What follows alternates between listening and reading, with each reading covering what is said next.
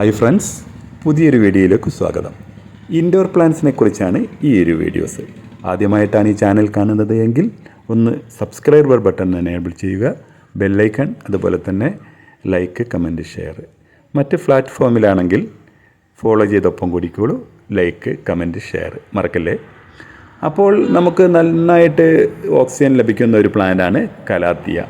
ഇത് നമ്മുടെ ഓഫീസിലും വീടുകളിലൊക്കെ വെച്ച് കഴിഞ്ഞാൽ അവിടെയുള്ളവർ കൂടുതൽ ഊർജ്ജസ്വലരായിരിക്കുന്നത് കാണാം.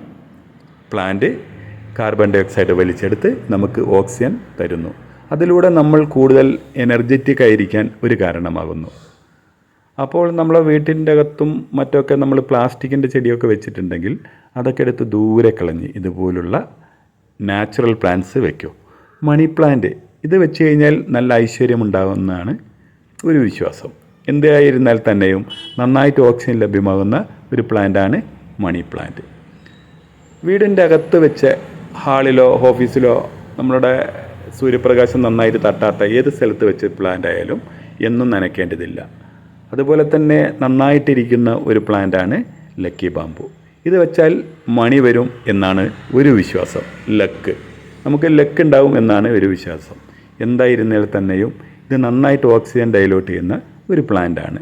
അപ്പോൾ എല്ലാവരും വീടിൻ്റെ അകത്തൊക്കെ ചെടികൾ വെച്ച് അവിടെ കൂടുതൽ ആളുകൾ പ്രവേശിക്കുമ്പോൾ കാർബൺ ഡൈ ഓക്സൈഡിൻ്റെ ഒരു സാമീപ്യം കൊണ്ട് നമുക്കൊരു വീർപ്പ് മുട്ടുന്നത് കാണാം. അങ്ങനെയുള്ള സാഹചര്യത്തിൽ പ്ലാന്റ് കാർബൺ ഡൈ ഓക്സൈഡ് വലിച്ചെടുത്ത് പകരം നമുക്ക് നന്നായിട്ട് ഓക്സിജൻ തരുന്നതാണ്.